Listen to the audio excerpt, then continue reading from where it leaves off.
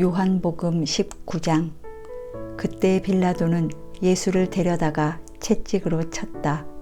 병정들은 가시나무로 왕관을 엮어서 예수의 머리에 씌우고 자색옷을 입힌 뒤에 예수 앞으로 나와서 유대인의 왕 만세하고 소리치고 손바닥으로 얼굴을 때렸다. 그때 빌라도가 다시 바깥으로 나와서 유대 사람들에게 말하였다. 보시오, 내가 그 사람을 당신들 앞에 데려오겠소. 나는 그에게서 아무 죄도 찾지 못했소. 나는 당신들이 그것을 알아주기를 바라오.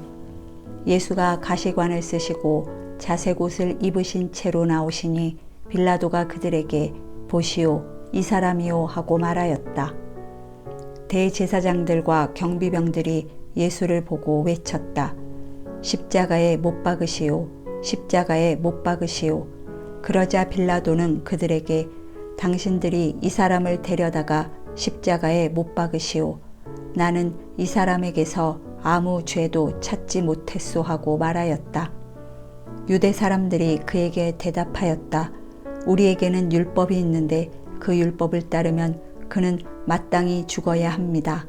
그가 자기를 가리켜서 하나님의 아들이라고 하였기 때문입니다. 빌라도는 이 말을 듣고 더욱 두려워서 다시 관저 안으로 들어가서 예수께 물었다. 당신은 어디서 왔소? 예수께서는 그에게 아무 대답도 하지 않으셨다. 그래서 빌라도가 예수께 말하였다. 나에게 말을 하지 않을 작정이요. 나에게는 당신을 놓아줄 권한도 있고 십자가에 처형할 권한도 있다는 것을 모르시오. 예수께서 대답하셨다. 위에서 주지 않으셨더라면 당신에게는 나를 어찌할 아무런 권한도 없을 것이요. 그러므로 나를 당신에게 넘겨준 사람의 죄는 더 크다 할 것이요. 이 말을 듣고서 빌라도는 예수를 놓아주려고 힘썼다. 그러나 유대 사람들은 이 사람을 놓아주면 총독님은 황제 폐하의 충신이 아닙니다. 자기를 가리켜서 왕이라고 하는 사람은 누구나 황제 폐하를 반역하는 자입니다 하고 외쳤다. 빌라도는 이 말을 듣고 예수를 데리고 나와서 리토스트론이라고 부르는 재판석에 앉았다. 리토스트론은 히브리 말로 가바다인데 돌을 박은 자리라는 뜻이다. 그날은 유월절 준비일이고 때는 낮 12시쯤이었다. 빌라도가 유대 사람들에게 말하였다. 보시오, 당신들의 왕이요. 그들이 외쳤다. 없애버리시오, 없애버리시오. 그를 십자가에 못 박으시오. 빌라도가 그들에게 말하였다.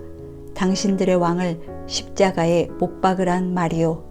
대제사장들이 대답하였다. 우리에게는 황제 폐하밖에는 왕이 없습니다. 이리하여 이제 빌라도는 예수를 십자가에 처형하라고 그들에게 넘겨주었다. 그들은 예수를 넘겨받았다. 예수께서 십자가를 지시고 해골이라 하는 데로 가셨다. 그곳은 히브리 말로 골고다라고 하였다. 거기서 그들은 예수를 십자가에 못 박았다. 그리고 다른 두 사람도 예수와 함께 십자가에 달아서 예수를 가운데로 하고 좌우에 세웠다. 빌라도는 또한 명패도 써서 십자가에 붙였다. 그들은 예수를 넘겨받았다. 예수께서 십자가를 지시고 해골이라 하는 데로 가셨다. 그곳은 히브리 말로 골고다라고 하였다. 거기서 그들은 예수를 십자가에 못 박았다. 그리고 다른 두 사람도 예수와 함께 십자가에 달아서 예수를 가운데로 하고 좌우에 세웠다. 빌라도는 또한 명패도 써서 십자가에 붙였다. 그 명패에는 유대인의 왕 나사렛 사람 예수라고 썼다. 예수께서 십자가에 달리신 곳은 도성에서 가까우므로 많은 유대 사람이 이 명패를 읽었다. 그것은 히브리 말과 로마 말과 그리스 말로 적혀 있었다. 그들은 예수를 넘겨받았다. 예수께서 십자가를 지시고 해골이라 하는 데로 가셨다. 그곳은 히브리 말로 골고다라고 하였다. 거기서 그들은 예수를 십자가에 못 박았다. 그리고 다른 두 사람도 예수와 함께 십자가에 달아서 예수를 가운데로 하고 좌우에 세웠다. 빌라도는 또한 명패도 써서 십자가에 붙였다. 그 명패에는 유대인의 왕 나사렛 사람 예수라고 썼다. 예수께서 십자가에 달리신 곳은 도성에서 가까우므로 많은 유대 사람이 이 명패를 읽었다. 그것은 히브리 말과 로마 말과 그리스 말로 적혀 있었다. 유대 사람들의 대제사장들이 빌라도에게 말하기를 유대인의 왕이라고 쓰지 말고 자칭 유대인의 왕이라고 쓰십시오 하였으나 빌라도는 나는 쓸 것을 썼다 하고 대답하였다. 병정들이 예수를 십자가에 못 박은 뒤에 그의 옷을 가져다가 네 몫으로 나누어서 한 사람이 한 몫씩 차지하였다. 그리고 속옷은 이음새 없이 위에서 아래까지 통째로 짠 것이므로 그들은 서로 말하기를 이것은 찢지 말고 누가 차지할지 제비를 뽑자 하였다. 이는 그들이 나의 겉옷을 서로 나누어 가지고 나의 속옷을 놓고서는 제비를 뽑았다 하는 성경 말씀이 이루어지게 하려는 것이었다. 그러므로 병정들이 이런 일을 하였다. 그런데 예수의 십자가 곁에는 예수의 어머니와 이모와 글로바의 아내 마리아와 막달라 사람 마리아가 서 있었다. 예수께서는 자기 어머니와 그 곁에 서 있는 사랑하는 제자를 보시고 어머니에게 어머니, 이 사람이 어머니의 아들입니다 하고 말씀하시고 그 다음에 제자에게는 자, 이분이 내 어머니시다 하고 말씀하셨다. 그때부터 그 제자는 그를 자기 집으로 모셨다. 그 뒤에 예수께서는 모든 일이 이루어졌음을 아시고 성경 말씀을 이루시려고 목마르다 하고 말씀하셨다. 거기에 신 포도주가 가득 담긴 그릇이 있었는데 사람들이 해면을 그 신 포도주에 듬뿍 적셔서 우슬초에 데어다가 꿰어 예수의 입에 갖다 대었다. 예수께서 신 포도주를 받으시고서 다 이루었다 하고 말씀하신 뒤에 머리를 떨어뜨리시고 숨을 거두셨다. 유대 사람들은 그날이 유월절 준비이므로 안식일에 시체를 십자가에 그냥 두지 않으려고 그 시체의 다리를 꺾어서 치워달라고 빌라도에게 요청하였다. 그 안식일은 큰 날이었기 때문이다. 그래서 병사들이 가서 먼저 예수와 함께 십자가에 달린 한 사람의 다리와 또 다른 한 사람의 다리를 꺾고 나서 예수께 와서는 그가 이미 죽으신 것을 보고서 다리를 꺾지 않았다. 그러나 병사들 가운데 하나가 창으로 그 옆구리를 찌르니 곧 피와 물이 흘러나왔다. 이것은 목격자가 증언한 것이다. 그래서 그의 증언은 참되다. 그는 자기의 말이 진실하다는 것을 알고 있다. 그는 여러분들도 믿게 하려고 증언한 것이다. 일이 이렇게 된 것은 그의 뼈가 하나도 부러지지 않을 것이다 한 성경 말씀이 이루어지게 하려는 것이었다. 또 성경에 그들은 자기들이 찌른 사람을 쳐다볼 것이다 한 말씀도 있다. 그 뒤에 아리마대 사람 요셉이 예수의 시신을 거두게 하여 달라고 빌라도에게 청하였다. 그는 예수의 제자인데 유대 사람이 무서워서 그것을 숨기고 있었다. 빌라도가 허락하니 그는 가서 예수의 시신을 내렸다.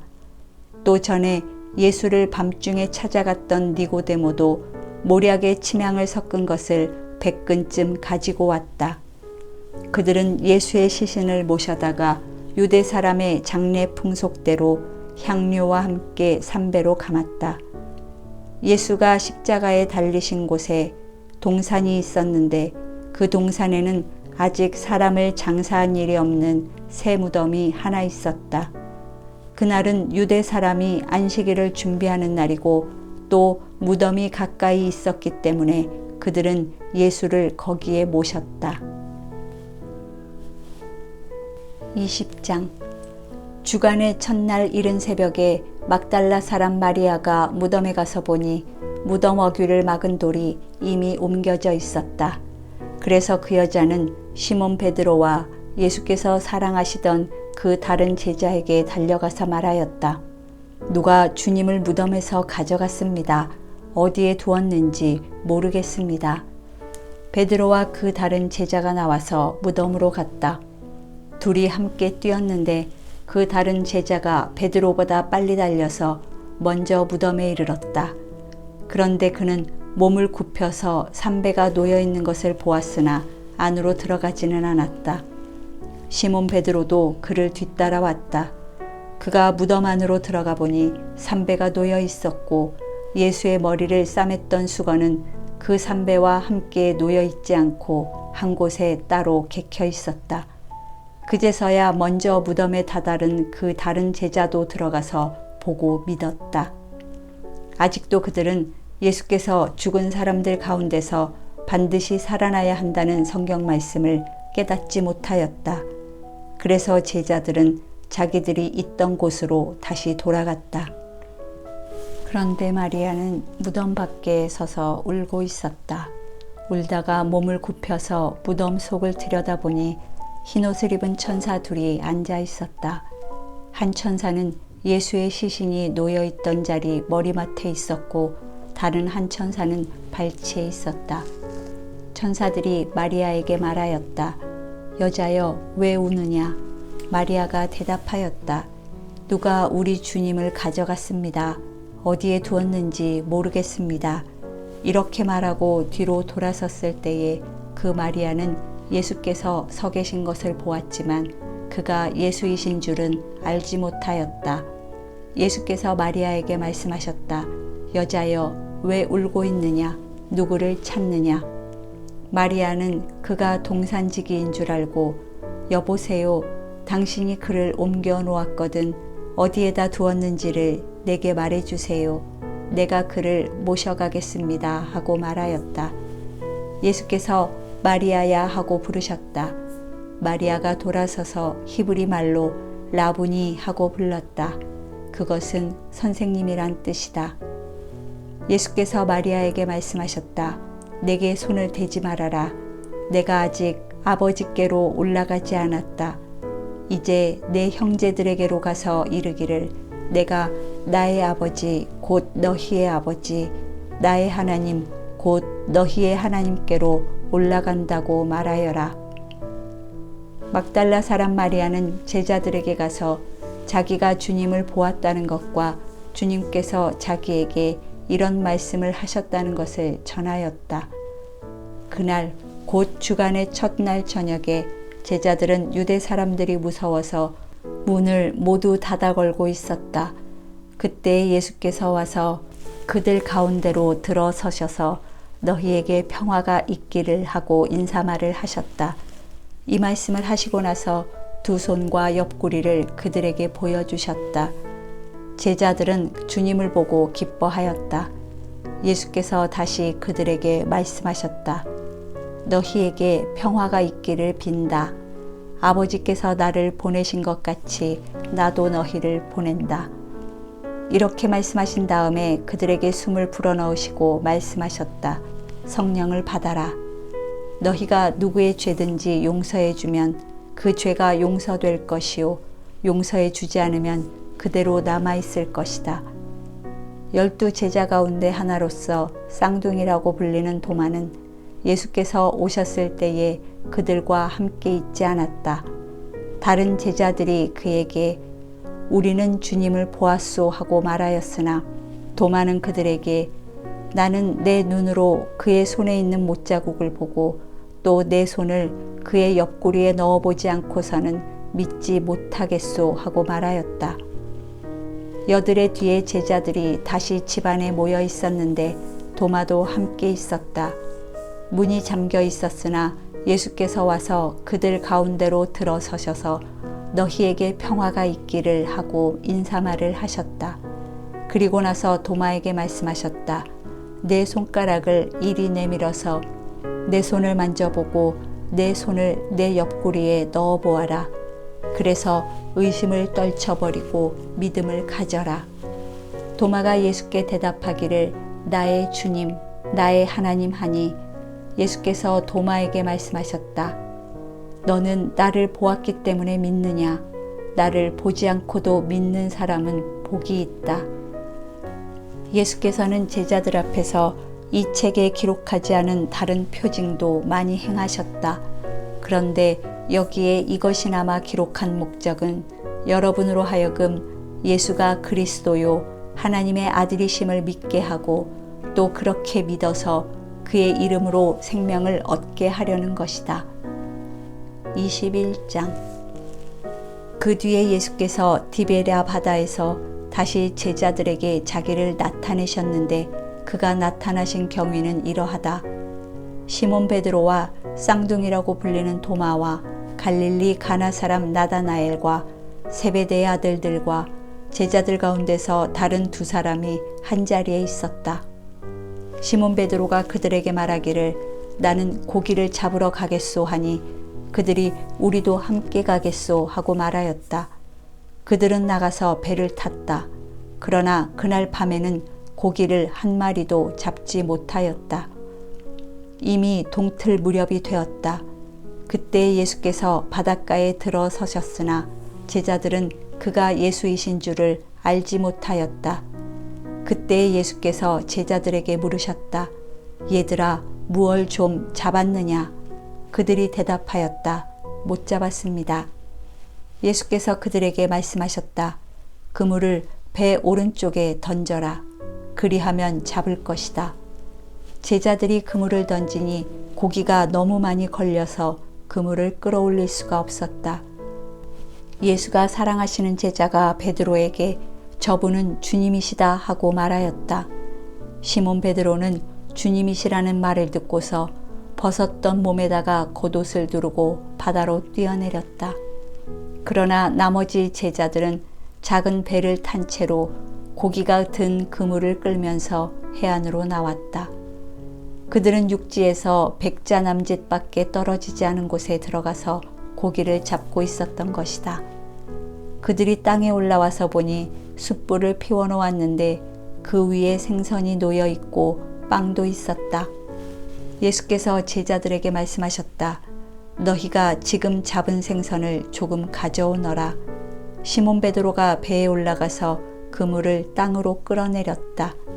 그물 안에는 큰 고기가 153마리나 들어있었다.